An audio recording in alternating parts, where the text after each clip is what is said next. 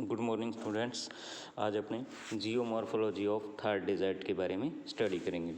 तो पिछले चैप्टर में आपने देखा था कि geomorphology of the third desert का जो फर्स्ट पार्ट है वो वेस्टर्न डेजर्ट साइट्स हैं। तो वेस्टर्न डेजर्ट साइट्स में अपने विभिन्न जो डिफरेंट टाइप के जो डिस्ट्रिक्ट्स वगैरह हैं उनके बारे में स्टडी कर लिया था। सेकंड पार्ट इसका है Aravalli range and mountain region. तो अरावली श्रेणी और पहाड़ी जो प्रदेश हैं उनमें अरावली पर्वत श्रेणी उनमें देखेंगे अपने कि अरावली पर्वत श्रेणी विश्व की प्राचीनतम पर्वतमालाओं में से एक है, जिसका उद्भव एवं उत्पत्ति भूगर्भिक इतिहास में प्राचीन कल्प अर्थात प्री कैम्ब्रियन कल्प में हुई थी। ऐसी मान्यता है कि पूर्व में यह पर्वत हिमालय से भी ऊंचे थे, लेकिन धीरे धीरे इनका धीरे धीरे क्या हो गया, ह्रास होता गया। फलतः आज ये केवल अपशिष्ट या रेजिडुअल माउंटेन्स के रूप में उपलब्ध हैं। इनकी तुलना अमेरिका के अपलेशियन पर्वतों से भी की जा सकती है। राज्य में अरावली पर्वत श्रृंखला क्रमबद्ध रूप से उत्तर पूर्व से लेकर दक्षिण पश्चिम दिशा में दिल्ली से गुजरात तक 692 किलोमीटर की लंबाई में विस्तृत है। राजस्थान में यह श्रृंखला 550 किलोमीटर की लंबाई में खेतड़ी सिंघाना से खेड़बर्मा गुजरात सीमा तक विस्तृत है। तो अपने कह सकते हैं कि जो अरावली पर्वत श्रृंखला है वो उत्तर पूर्व से दक्षिण पश्चिम दिशा में दिल्ली से गुजरात तक 692 किलोमीटर एवं राजस्थान में इसकी लंबाई 550 किलोमीटर है, जो कि खेतड़ी एवं सिंघाना वाले क्षेत्र से लेकर खेड़ब्रह्मा गुजरात तक स्थित हैं।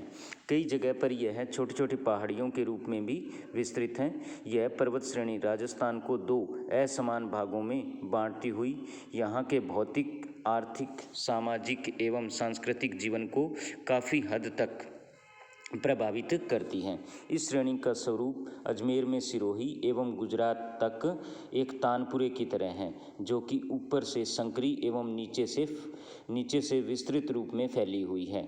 उदयपुर से दक्षिण पश्चिम गुजरात तक इसका फैलाव काफ़ी है। और अरावली पर्वत श्रेणियों की डिफरेंट जो भूआकृतिक विशेषताएं हैं वो निम्न हैं। सबसे पहले अपने बात करें तो अरावली पर्वत श्रृंखला उत्तर पूर्व में जवाहरलाल JNU यूनिवर्सिटी के परिसर तक अत्यंत निम्नतम कटी-फटी श्रेणियों के रूप में पाई जाती है। यहाँ कालक्रीट भी उपलब्ध है। नंबर 2 पर इस पर्वत श्रेणियों का विस्तार उत्तर पूर्व से दक्षिण पश्चिम पर पाया जाता है, अर्थात मानसून की दिशा के समानांतर है। मतलब ये कि अरावली पर्वत श्रेणी के दक्षिण दिशा में वर्षा की अधिकता एवं पश्चिम दिशा में वर्षा की कमी पाई जाती है। दक्षिण पश्चिम का भाग अधिक चौड़ा एवं विस्तृत है, जबकि उत्तर पूर्व का भाग संकड़ा पाया जाता है। इसके दक्षिण में पाए जाने वाले जो डिस्ट्रिक्ट हैं वो उदयपुर, बांसवाड़ा, डूंगरपुर, राजसमंद, चित्तौड़गढ़ इत्यादि हैं। और पश्चिम में जितना भी मारवाड़ का एरिया है वो सब आता है। तो अपने कह सकते हैं कि अरावली पर्वतमाला एक जल विभाजक रेखा की तरह राजस्थान को विभाजित करती हैं। इसके दक्षिण में चंबल, बनास, यमुना एवं पश्चिम में लूणी एवं इसकी सहायक नदियां जैसे कि जवाई, जोजरी, सुगड़ी जो कि अरब सागर में गिरती हैं पाई जाती हैं। तो अपने कह सकते हैं कि राजस्थान में जो अरावली पर्वतमाला है वो वर्षा की विभिन्नता को लिए हुए है। अरावली पर्वत श्रृंखला की सबसे ऊंची जो चोटी है वो माउंट आबू में गुरु शिखर है, जिसकी लंबाई लगभग 1722 मीटर मानी जाती है। लेकिन यदि टोटल इसकी लंबाई देखी जाए तो ये 1727 किलोमीटर ली जाती है। दूसरे नंबर की जो चोटी है वो शेर है, जिसकी ऊंचाई 1597 मीटर है। और तीसरी जरगा। इसी तरह अचलगढ़, रघुनाथगढ़, खो, सावरा, तारागढ़, गोगुंदा इत्यादि इसकी ऊंची चोटियां हैं। इसके अलावा नाग पहाड़, नाहरगढ़, जयगढ़, बानगढ़, अलवर, खेतड़ी आदि की चोटियां भी फेमस हैं। अरावली पर्वत श्रेणी का यदि अपने महत्व देखें या इम्पोर्टेंस देखें तो इसकी इम्पोर्टेंस ये है कि ये वर्षा को जल विभाजक की तरह विभाजित करती है। अगर अरावली रेंज और माउंटेन्स रीजन को विभाजन देखें तो इसका first part eastern northern mountain site है। ईस्टर्न नॉर्दर्न माउंटेन साइट्स उत्तरी पूर्वी पहाड़ी प्रदेश, उत्तरी अरावली प्रदेश में जयपुर सांबर के जिले उत्तर पूर्व तक समस्त पर्वत श्रेणियों को सम्मिलित किया जाता है। इस भाग में अरावली श्रेणियाँ क्वार्टजाइट एवं क्वार्टजाइट जो शैल पत्थर होती हैं उनकी बनी होती है, जहाँ पर दिल्ली क्रम के क्वार्टजाइट हैं और वहाँ पर लंबवत समानांतर श्रेणियाँ पाई जाती हैं। यहाँ पर मुलायम क्वार्टजाइट भी पाए जाते हैं, वहाँ पर घाटियाँ भी पाई जाती है। इस प्रदेश की औसत ऊंचाई लगभग 450 मीटर मानी जाती है और इसमें भी आपको वनस्पति का विभिन्नताएं देखने को मिलती हैं। शेखावाटी का जो निम्न पहाड़ियों वाला भाग है, जिसमें सीकर की पहाड़ियाँ, माधोपुर की पहाड़ियाँ, रिंगस इत्यादि की पहाड़ियाँ उत्तरी अरावली क्षेत्र का भाग है। सांबर से प्रारंभ होने वाली सबसे लंबी श्रेणी झुंझुनू जिले में सिंघाना तक जाती है। अन्य छोटी मोटी पहाड़ियाँ इस भाग में कई नामों से जानी जाती हैं, जैसे कि खाटू, रोहड़ी, तोरावाटी, साकम्बरी इत्यादि। शेखावाटी से उत्तर पूर्व की ओर आगे की पहाड़ियाँ टूटी हुई है एवं पहाड़ियों के अंतिम सिरों की तरफ उनकी ऊंचाई अधिक होती जाती है और दिल्ली के दक्षिण में स्थित पहाड़ियों की ऊंचाई समुद्र तल से लगभग 306 मीटर के लगभग है। सेकंड इसका पार्ट रहेगा मिडल अरावली सीरीज यानी मध्य अरावली श्रेणी।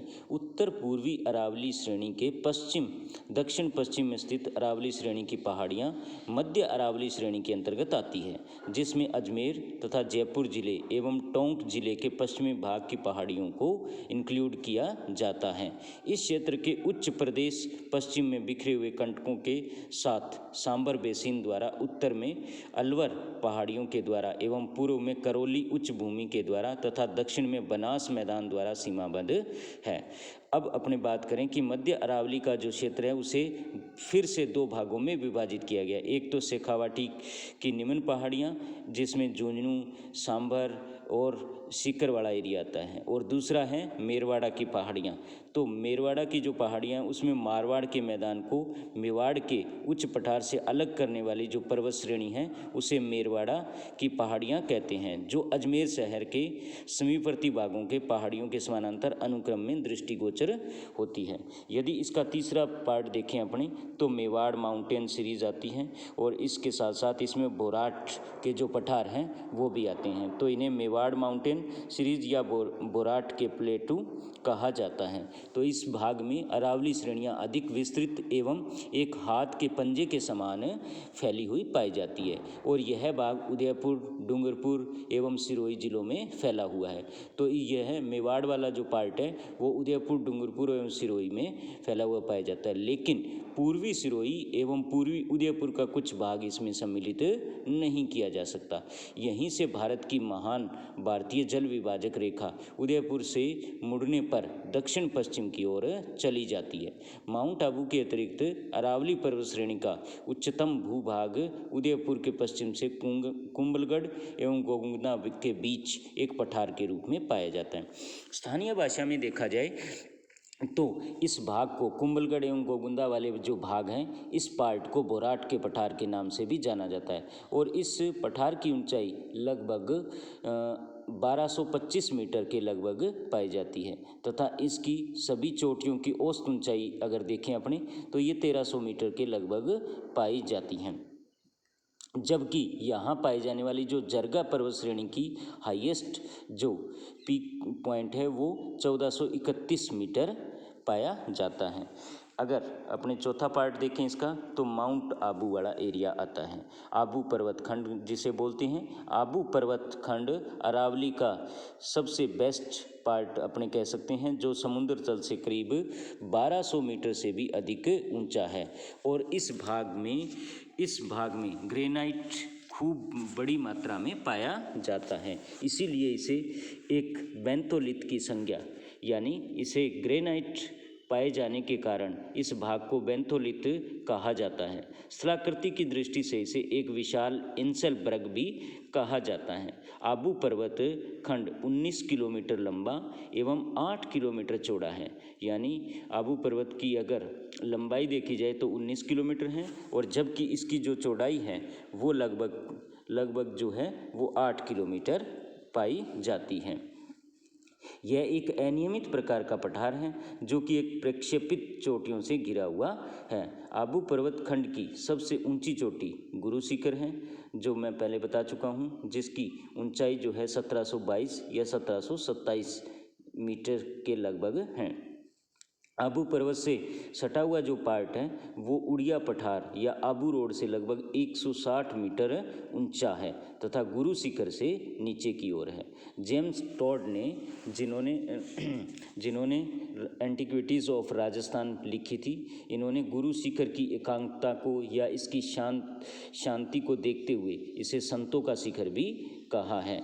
तो गुरु शिखर जो कि संतों का शिखर कहलाता है और जिसकी ऊंचाई 1722 मीटर है, जबकि हिमालय की माउंट एवरेस्ट की जो ऊंचाई है वो 8,848 मीटर के लगभग है और पश्चिमी घाट की नीलगिरी के मध्य में सबसे ऊंची चोटी है। गुरु शिखर के आसपास की अन्य चोटियों में शेर, जरगा, अचलगढ़ इत्यादि पाई जाती हैं और यहाँ पर नक्की झील, ट्रैवर्ट टेक, अचलगढ़, देलवाड़ा, अर्बुदा देवी, ज्ञान सरोवर, पांडव भवन इत्यादि पाए जाते हैं।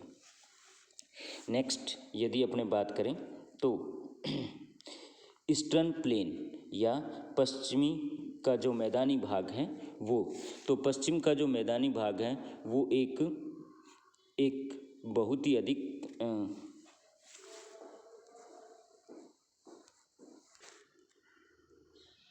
यदि पूर्वी मैदानी भाग को देखा जाए तो यह बहुत